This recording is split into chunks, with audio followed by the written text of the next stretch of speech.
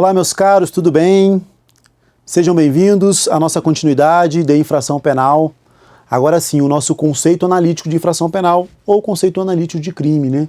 O conceito aí formal analítico ou conceito dogmático. Conceito formal analítico ou conceito dogmático. Crime é fato típico, ilícito e culpável. Eu já te adianto. Estudar teoria do crime é estudar tudo isso. Eu somo aí, em relação a dentro ali do conceito de análise de crime, eu coloco somente concurso de pessoas, concurso de agentes. E aí você fecha a teoria do crime. Iniciou a teoria do crime, terminou lá na culpabilidade, vai ter somente a estudar concurso de pessoas. Aí fecha a teoria do crime. Teoria do crime do Código Penal, artigo 13, artigo 28. 13 ao 28. 26, 27 e 28 trata da imputabilidade penal. O 29, já o 29, 30 e 31 é o delito, é o artigo de concurso de pessoas. Então, chegou em concurso de pessoas, fechamos, aí depois é a teoria da pena, tá? Depois é a teoria da pena. Aí você fecha o título do crime aí, a teoria do crime. Tudo bem? Vamos aqui então destrinchar, minudenciar o conceito analítico de crime. Essa visão ampla, essa visão esparsa do conceito analítico de crime, ela te ajuda em muitas questões. Então já tenha, professor, estou estudando aqui teoria do crime. Primeira coisa, tudo que eu vou escrever aqui na tela, vou fazer aqui um esquemão de conceito analítico, já colhe em algum lugar aí para você ver o tempo todo. Então, tendo essa ideia aí na sua mente, isso já vai te ajudar em inúmeras questões, em muitas questões de prova. Tudo bem? Vou colocando aqui e vou te explicando como é que pode ir caindo em prova. Tudo bem? Na tela, vamos lá. Então, crime é formado por fato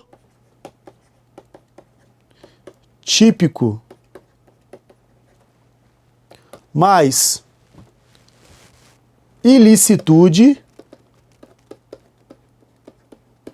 que eu posso chamar de antijuridicidade.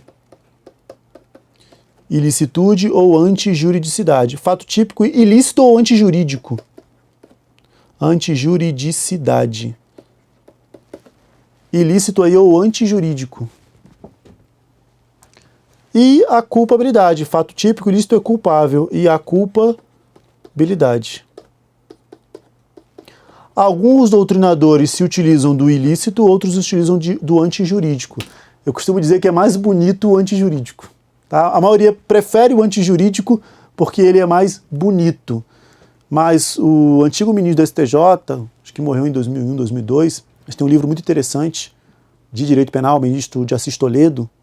Ele foi ministro do STJ convocado. Era um exímio doutrinador de direito penal. Um exímio doutrinador. E ele diz o seguinte, é aqueles doutrinadores, doutores mesmo, o cara vai na origem, ele vai no detalhe, ele se aprofunda mesmo. E ele diz o seguinte, olha, eu prefiro o ilícito. Porque o antijurídico é contrário às normas jurídicas como um todo. O antijurídico é muito amplo. E existem condutas antijurídicas contrárias aos direitos no âmbito civil. Aí quando eu uso o termo ilícito, eu jogo para o direito penal. Aí só é ilícito aquele do direito penal, assim ele falava. Mas é claro que hoje eu posso dizer que existe o ilícito civil. O ilícito penal e o ilícito civil. Ele diferenciava. Entendi que o ilícito era penal, os outros eram antijurídicos, contrários ao direito, né? Contrários ao direito, à antijuridicidade. Qualquer um, tanto faz, tá?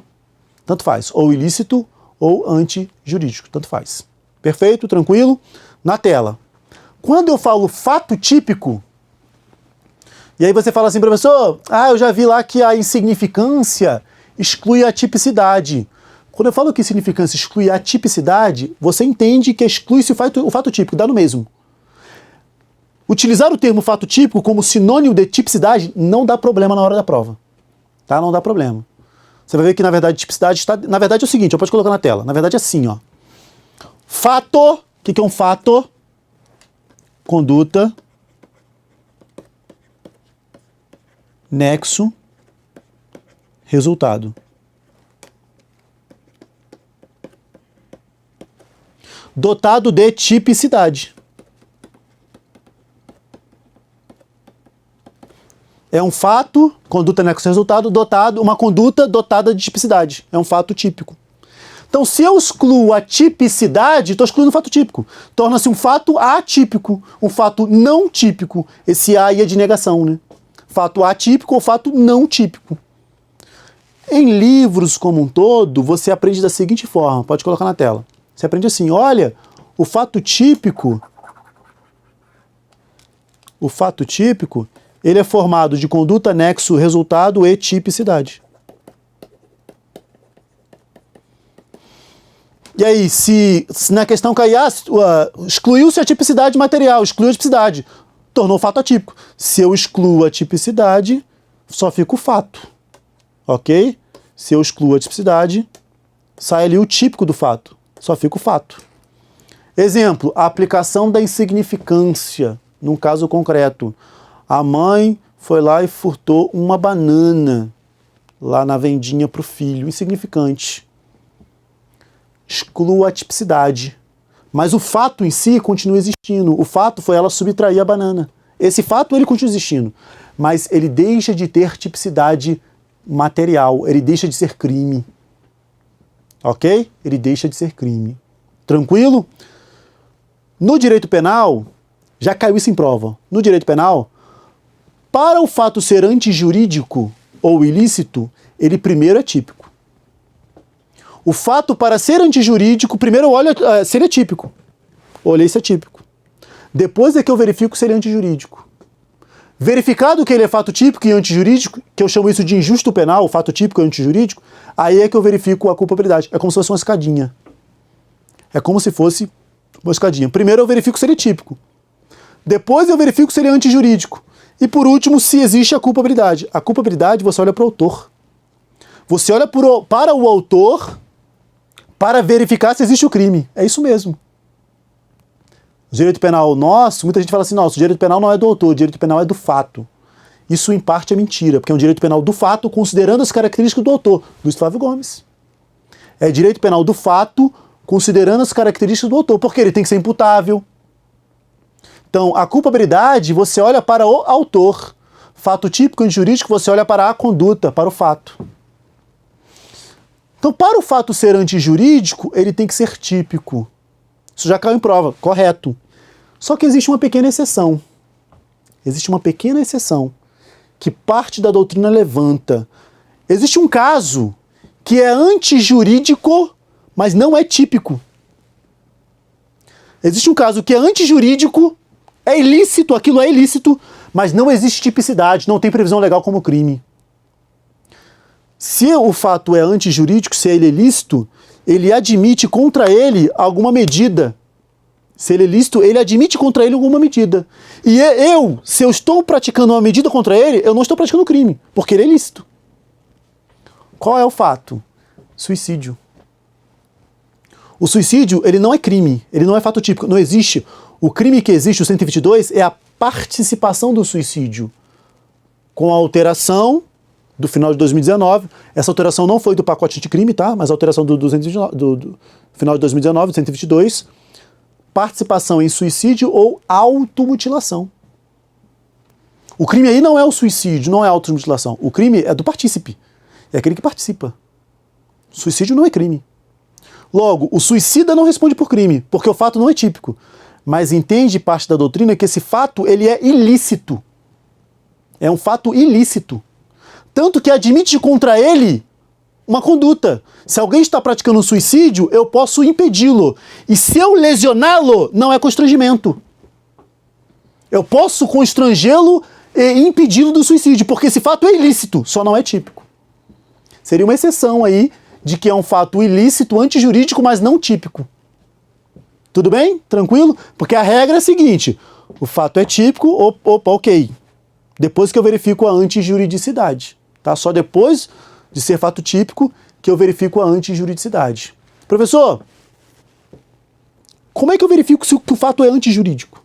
Como é que eu sei? O que eu tenho que olhar? Na verdade, aqui o trabalho é inverso. O trabalho é inverso. Verificou, o fato é típico. Ok, tudo certo, aquele é típico. Existe uma presunção de que ele é ilícito, de que ele é antijurídico. Presume-se. O trabalho é inverso. Para verificar que ele é ilícito, você olha, você verifica se ele não é ilícito. Você busca as causas que demonstram que ele não é ilícito. Se o fato é típico, já existe uma presunção de que ele é ilícito. A matou em B, A matou B. Opa, é uma conduta com nexo, um resultado, morte, com tipicidade, previsão legal, matar alguém. Fato típico. Opa, já existe uma presunção de que é ilícito. De cara, presume-se ilícito. Faz o trabalho contrário. Vamos verificar se existe alguma excludente da ilicitude. Olha o contrário. Verifica se existe alguma causa que exclui essa ilicitude. Se tem uma legítima defesa, por exemplo. Então, na tela. Se o fato é típico, existe uma presunção de antijuridicidade, pela teoria da ratio cognoscendi. E não existem elementos da ilicitude ou elementos da antijuridicidade. O que existe são as causas excludentes.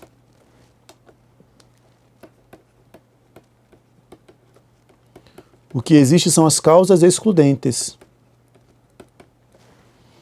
Professor, eu nunca ouvi falar das causas excludentes da tipicidade. Salvo aí a insignificância. Será que existem? Existem. Casos de... Você vai ver, no decorrer das aulas eu vou destrinchar tudo isso, mas causas de ausência de conduta. O Código Penal prevê arrependimento eficaz e desistência voluntária, a resipsência, que é arrependimento eficaz, e a desistência voluntária, são causas de atipicidade. Crime impossível, causa de atipicidade. Então, quando estuda ali fato típico, você irá estudar tudo isso. Tentativa, dolo e culpa. Erro de tipo inevitável exclui tipicidade. Exclui conduta, exclui dolo, exclui conduta, exclui tipicidade. E existem as causas excludentes da ilicitude ou da antijuridicidade. Causas excludentes da ilicitude ou de antijuridicidade. Quais são? E aí eu vejo às vezes aqueles mnemônicos, aí eu acho que esse aqui é engraçado. Não precisa dele, mas se quiser, é o Lee. Lembra do Bruce Lee? É o Lee com E a mais. Legítima defesa, estado de necessidade, ok? Legítima defesa, estado de necessidade, é estrito cumprimento de um dever legal e exercício regular de um direito. Tudo bem? Na tela. Então, causas excludentes de ilicitude, legítima defesa, estado de necessidade, estrito cumprimento de um dever legal e exercício regular de um direito. São as causas legais de exclusão da ilicitude. Existem ainda as causas supralegais que não estão na lei. A mais famosa é o consentimento do ofendido. A mais famosa é o consentimento do ofendido.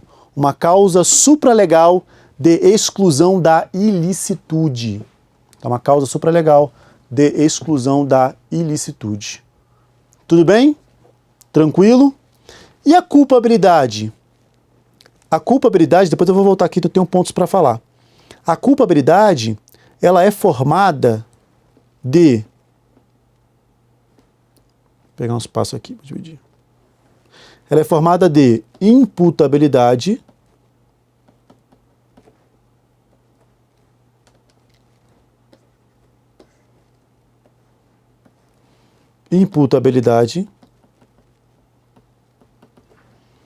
potencial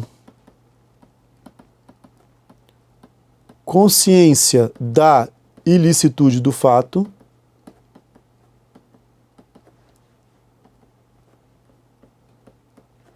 e exigibilidade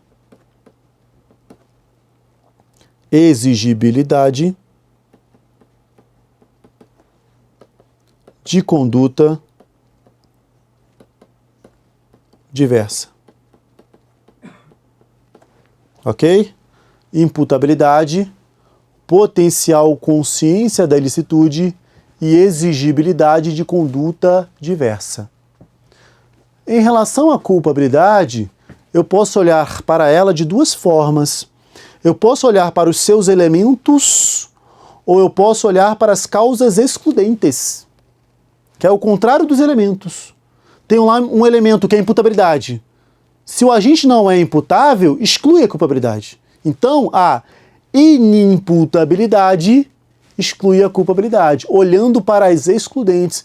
É comum, já difícil cobrar nessa profundidade, mas, por exemplo, a inexigibilidade de conduta diversa, ela exclui a culpabilidade. Ela não é elemento. Elemento é a exigibilidade. Para ter culpabilidade, tem que ter exigibilidade de conduta diversa. Se era inexigível, não é culpável. Então, às vezes, na prova, ó, é causa excludente de culpabilidade. A exigibilidade de conduta diversa. Errado, é a inexigibilidade. São elementos da culpabilidade. A inexigibilidade de conduta diversa. Errado. Elemento é a exigibilidade. Pegadinha gigantesco de prova. Ok? Na tela. São causas excludentes agora, as excludentes.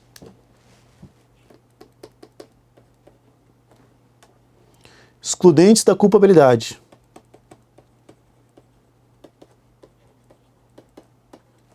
Aqui eu tenho imputabilidade, teremos a inimputabilidade. A inimputabilidade. Potencial consciência da ilicitude, eu terei o erro de proibição. Ou o erro sobre a ilicitude do fato. Artigo 21 do Código Penal. É todo erro que excluirá a culpabilidade? É todo erro de proibição? Não. É somente o erro de proibição inevitável. O erro de proibição inevitável é o excusável. Não é inexcusável, é excusável mesmo. O erro de proibição inevitável é o erro de proibição excusável. E ainda, uma, duas, a inexigibilidade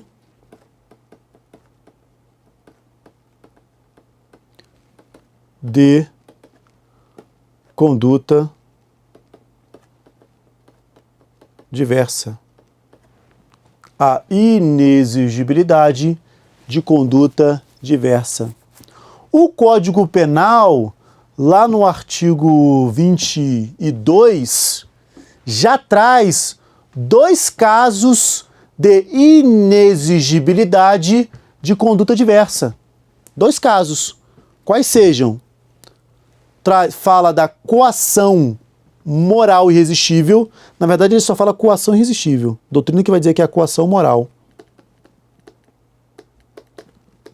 A coação moral irresistível e a obediência hierárquica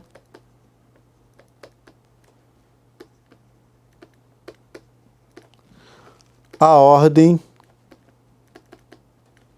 não manifestamente ilegal. Obediência hierárquica à ordem não manifestamente legal. São os 2 casos trazidos pelo Código Penal que significam aí excludente de culpabilidade por inexigibilidade de conduta diversa. É lógico que a doutrina pode trazer causas supralegais, tá? É lógico que a doutrina pode trazer causas supralegais e também a legislação penal especial também pode trazer, tá? A legislação penal especial também pode trazer causas aí previstas na legislação. A exemplo aqui, estou puxando a Lei 12.850, que trata da conduta, deixa eu puxar aqui, do infiltrado.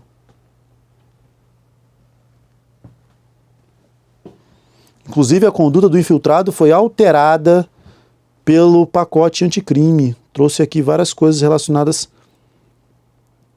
Só puxar aqui o artigo. O artigo da Lei 12.850. Cadê você? Sigilo. Não. Lei 12.850.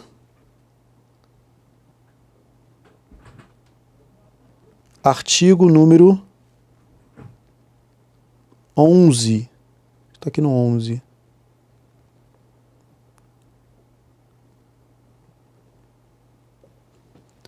Está aqui no 11 não achei não. Deve ter sido alterado, mas vou trazer. Lá na Lei 12.850 vai dizer que o infiltrado, ao praticar suas condutas, ele será considerado como inexigível conduta diversa. Será inexigível a conduta diversa praticada pelo infiltrado. Tá pequeno aqui no celular, não estou achando, mas tudo bem. Vou colocar aqui, ó, caso trazido pela Lei 12.850/13. Ou seja, é possível também onde? Em legislação extravagante, tá? Casos trazidos em legislação extravagantes. Perfeito? Show de bola. Também é possível que as causas excludentes de ilicitude sejam trazidas em legislação extravagante. Assim como faz, por exemplo, a Lei 9.605. Logicamente que depois iremos destrinchar isso. Mas a Lei 9.605 é a Lei dos Crimes Ambientais. Ela traz excludente de ilicitude para o abate animal. O abate animal, quando realizado para saciar a sua fome e a de sua família, por exemplo, é uma causa excludente da ilicitude trazida em legislação especial. Perfeito? Tranquilo? Agora vamos a um ponto extremamente importante. Ó. Um ponto extremamente importante. Existem nomes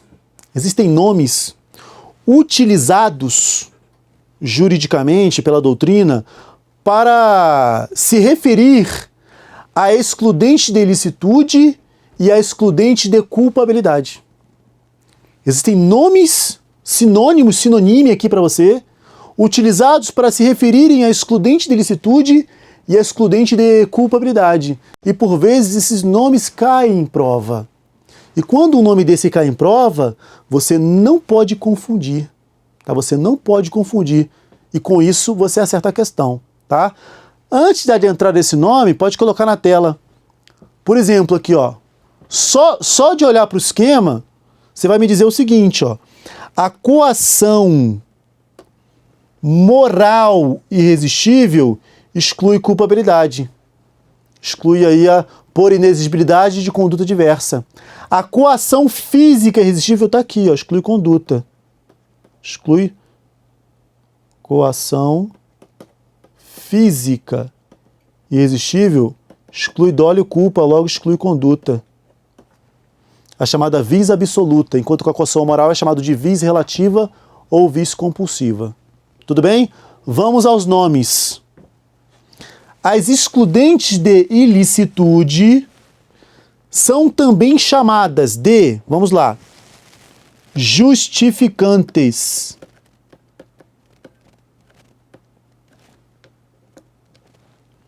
Justificantes. Então, quando eu falar para você, olha, existe uma justificante. O que é uma justificante? É uma excludente da ilicitude. Uma legítima defesa, necessidade, tanto faz. Uma justificante é uma excludente de ilicitude. Ou ainda, uma discriminante. O termo discriminante significa excludente de ilicitude. Tudo bem? Na tela. O termo aí, ó, discriminante.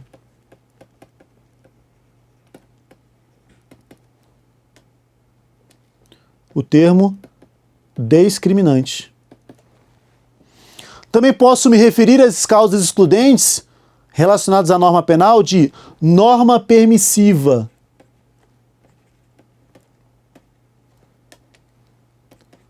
Norma permissiva. Ok? Norma permissiva. Tu fala assim, ó, existe uma norma permissiva. É porque existe uma excludente de ilicitude. Existe uma justificante, existe uma discriminante. Tranquilo? Beleza? Em relação às causas excludentes de culpabilidade, quais os nomes que eu posso utilizar? Vamos lá. Primeiro nome, exculpante. Exculpante significa exclusão de culpabilidade. Exculpante. Tudo bem? Na tela. Vou pegar uns passos aqui para anotar. Vou colocar aqui, ó. Excludente de culpabilidade. Exculpante. Também posso me utilizar exculpante ou dirimente. O termo dirimente significa excludente de culpabilidade. Quer ver uma questão bem simples, ó? Questão bem simples. O erro de proibição inexcusável é uma dirimente. Certo ou errado? Tá errado. O erro de proibição inexcusável diminui a pena. É o erro de proibição excusável que é uma dirimente. Segunda questão. O erro de proibição excusável é uma justificante. Errado. O erro de proibição excusável não é justificante. Justificante exclui licitude. Ele é uma dirimente, é uma exculpante, exclui culpabilidade. Tudo bem? Erro de proibição excusável ou inevitável é exculpante, excludente de culpabilidade. É uma exculpante, excludente de culpabilidade, ou dirimente. Tudo bem? Temos um outro termo aqui que é o seguinte. É o termo eximente. Tá? É uma eximente. Deixa eu anotar para você, na tela. Termo aqui, eximente.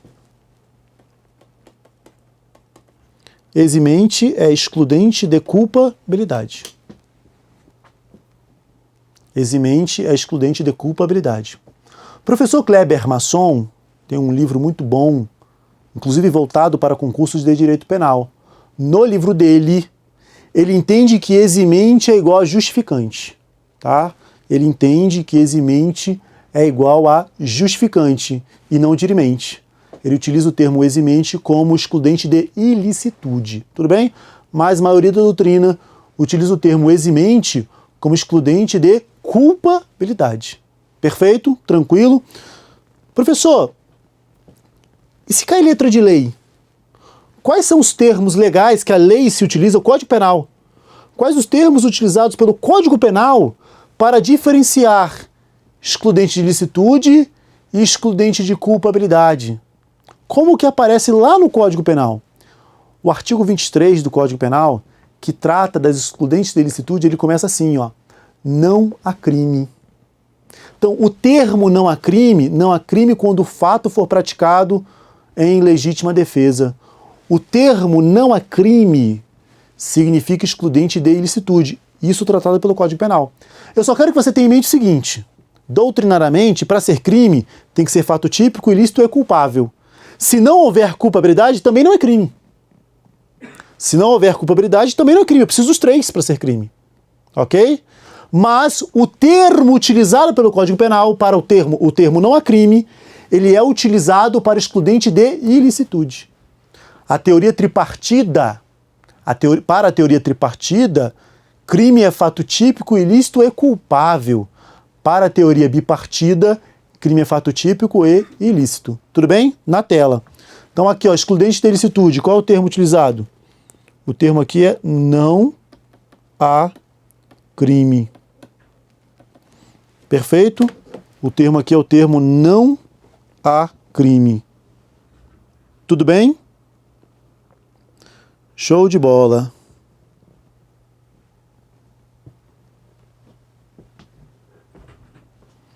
E qual é o termo utilizado para excludente de culpabilidade que eu coloquei aqui? O termo utilizado para excludente de culpabilidade é o termo... Vou colocar aqui do lado, ó. É isento de pena. Esse termo aqui, é isento de pena, significa excludente de culpabilidade. Na parte geral do Código Penal. Tá? O termo é isento de pena significa excludente de culpabilidade, lá na parte geral do Código Penal. Então, quando você olhar lá para o artigo 26, que trata da inimputabilidade, tá? Trata da inimputabilidade pela doença mental, vai começar assim, é isento de pena. O agente que por doença mental ou desenvolvimento mental incompleto ou retardado era, ao tempo da ação ou da omissão, inteiramente incapaz de entender o caráter ilícito do fato. ou os determinasse de acordo com esse entendimento. Da mesma forma, quando você for verificar o artigo 21, que trata do erro de proibição, ele vai utilizar o termo é isento de pena, porque é um termo que significa no direito penal para a gente, na parte geral, uma exculpante, uma dirimente, uma eximente, uma excludente de culpabilidade.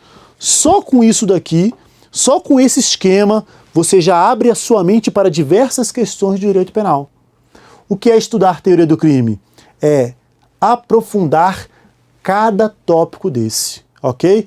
Eu convido você a isso. Eu convido você a aprofundar esse lindo mundo do direito penal. Esse mundo perfeito. Perfeito não é, né? Mas esse lindo, maravilhoso do direito penal que eu sou apaixonado. Espero você, então, na continuidade. Tchau, tchau.